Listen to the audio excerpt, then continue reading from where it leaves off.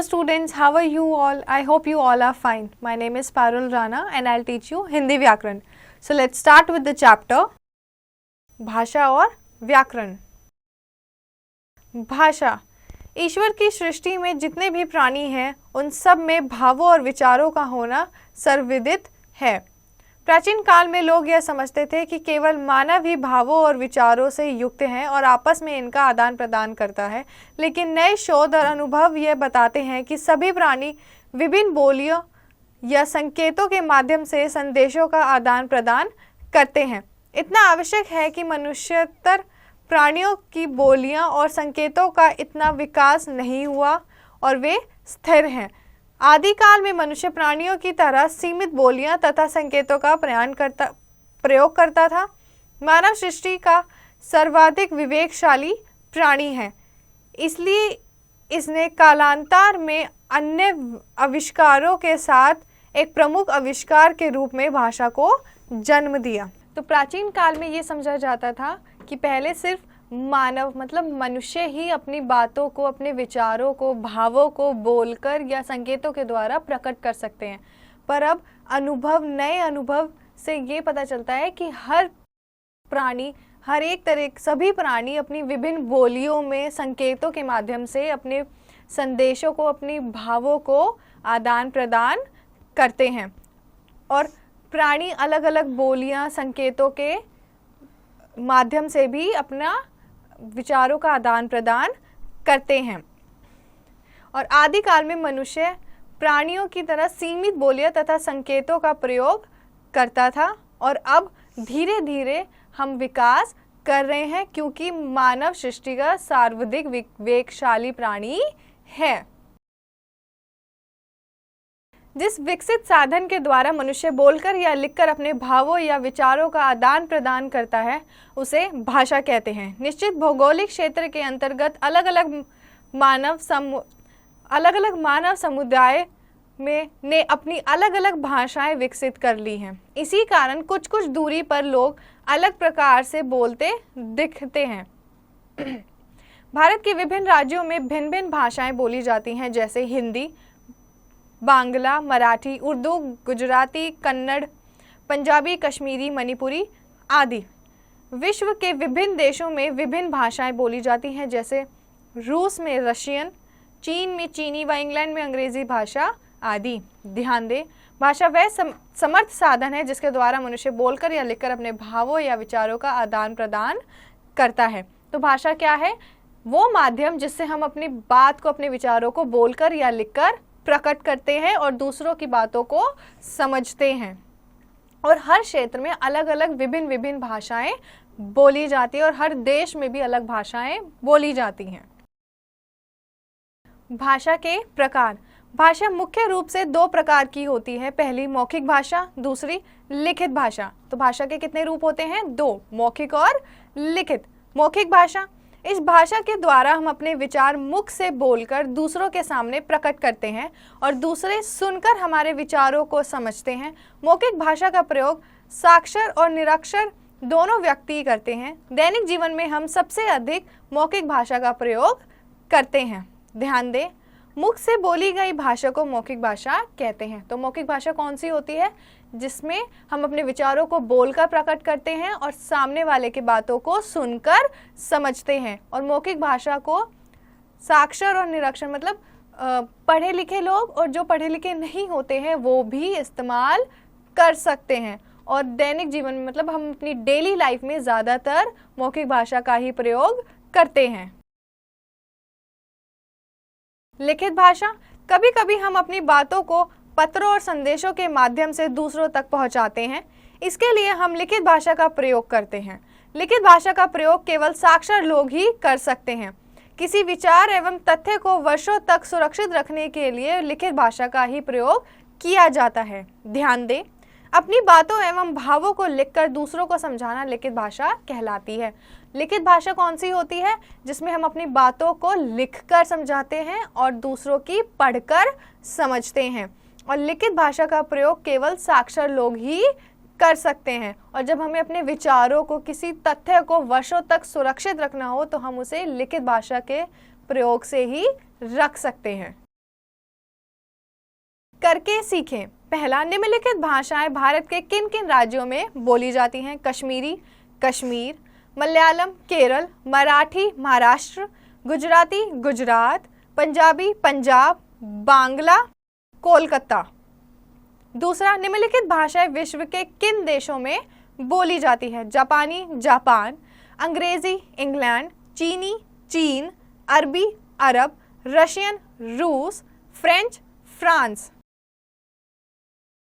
बोली, विभिन्न क्षेत्रों के निवासी एक ही भाषा को भिन्न भिन्न ढंग से बोलते हैं, इसलिए विभिन्न क्षेत्रों में एक ही भाषा के भिन्न भिन्न रूप देखने को मिलते हैं। भाषा का यह क्षेत्रीय रूप बोली कहलाता है। भारत में हिंदी भाषा की अनेक बोलियां प्रचलित हैं, जैसे ब्रज भाषा, राजस्थानी, मैथिली, हरियाणवी, अवधी, बुंदेलखंडी आदि। तो बोली क्या होती है? जो एक ही क्षेत्र में बोली जाती है और वो भाषा का ही एक रूप होता है, जिसे सिर्फ एक ही क्षेत्र के लोग बोलते हैं अलग अलग ढंग से, और किसी और क्षेत्र में कोई और भाषा। लिपि, भाषा को लिखने के लिए कुछ संकेतों, चिन्हों एवं ध्वनियों का प्रयोग किया जाता है। इन संकेतों, चिन्हों और तथा ध्वनियों के समूह को लिपि कहते हैं। प्रत्येक भाषा में भिन्न भिन्न संकेतों व चिन्हों का प्रयोग किया जाता है, अर्थात भिन्न भिन्न भाषाएं भिन्न भिन्न लिपियों में लिखी जाती हैं। तो लिपि क्या होती है?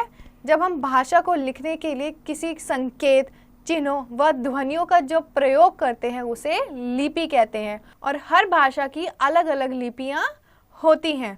जैसे हिंदी भाषा देवनागरी लिपि में लिखी जाती है, लिपि का रूप क ख है। अंग्रेजी भाषा रोमन लिपि में लिखी जाती है, लिपि का रूप ए बी है। पंजाबी भाषा गुरुमुखी में लिखी जाती है।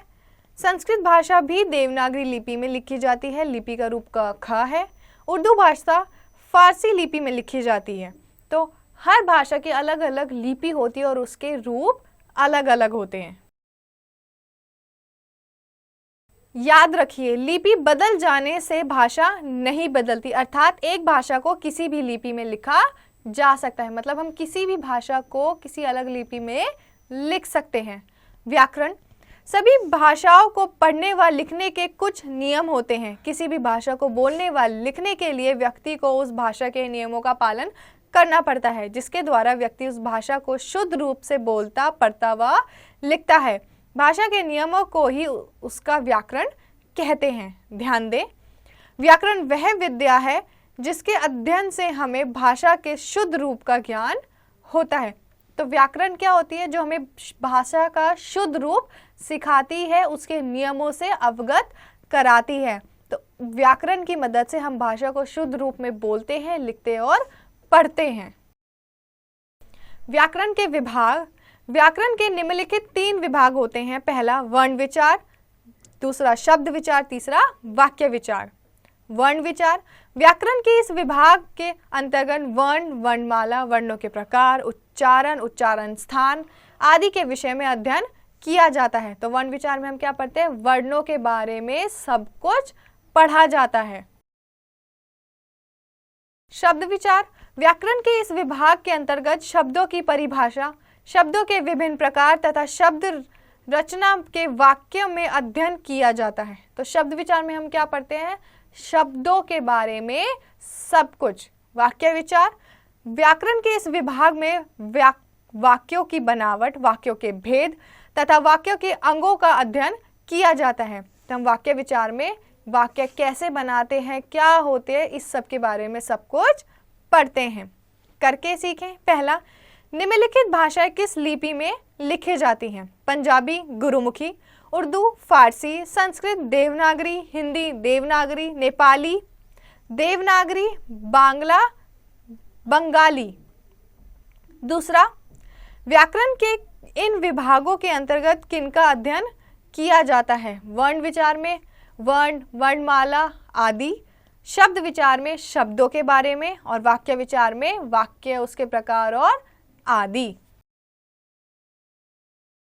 अभ्यास पत्र, मौखिक प्रश्न, सोचिए और बताइए। पहला, भरी सभा में नेता का भाषण देना भाषा का कौन सा रूप है? मौखिक। दूसरा, फेसबुक पर बात करना भाषा का कौन सा रूप है? लिखित। तीसरा, किसी तथ्य को वर्षों तक कैसे सुरक्षित रखा जा सकता है लिखित भाषा के रूप में। चौथा, भाषा के बदले हुए रूप को क्या कहते हैं? बोली। बहुविकल्पीय प्रश्न, प्रश्न नंबर का सही विकल्प पर टिक लगाइए। पहला, मानव सृष्टि का सबसे विवेकशाली प्राणी है। दूसरा, मौखिक भाषा का प्रयोग साक्षर और निरक्षर दोनों व्यक्ति कर सकते हैं। सत्य। तीसरा, लिखित भाषा का प्रयोग केवल साक्षर व्यक्ति कर सकते हैं। चौथा, मलयालम भाषा भारत के किस राज्य में बोली जाती है? केरल। पांचवा, बुंदेलखंडी बोली है। लिखित प्रश्न, प्रश्न नंबर ख, रिक्त स्थान भरिए। पहला, इंग्लैंड में अंग्रेजी भाषा बोली जाती है। दूसरा, लिखित भाषा का प्रयोग केवल साक्षर लोग ही कर सकते हैं। तीसरा, लिपि बदल जाने से भाषा नहीं बदलती। चौथा, दैनिक जीवन में हम अधिकतर मौखिक भाषा का प्रयोग करते हैं। पांचवा, सभी भाषाओं के अपने कुछ रूप व चिन्ह होते हैं। छठा, स्पेन में स्पेनिश भाषा बोली जाती है। प्रश्न नंबर ग, गोले में कुछ अक्षर दिए गए हैं, इन अक्षरों को मिलाकर आप कितनी भाषाएं बना सकते हैं, इन्हें लिखिए। तो कौन कौन सी भाषाएं बन सकती हैं? मराठी, उर्दू, बंगाली, पंजाबी, सिंधी, संस्कृत, कन्नड़। प्रश्न नंबर घ, सही कथन पर टिक व गलत कथन पर क्रॉस लगाइए। पहला, विचारों एवं भावों के आदान प्रदान के लिए भाषा का जन्म हुआ है। सही। दूसरा, दैनिक जीवन में हम लिखित भाषा का प्रयोग करते हैं। सही। तीसरा, बुंदेलखंडी एक बोली है। सही। चौथा, जापान में रशियन भाषा बोली जाती है। गलत। सभी भाषाओं की लिपि समान होती है। गलत। जर्मन एक भाषा है। सही। प्रश्न नंबर ड, निम्नलिखित प्रश्नों के उत्तर दीजिए। तो बच्चों, इन प्रश्नों के उत्तर आप खुद से करेंगे। तो बच्चों, हमने पूरा पार्ट अच्छे से पढ़ लिया है। आई होप आपको सब कुछ अच्छे से समझ आ गया होगा। तो आप इस पार्ट और इसके प्रश्नों की प्रैक्टिस घर पे करते रहिएगा।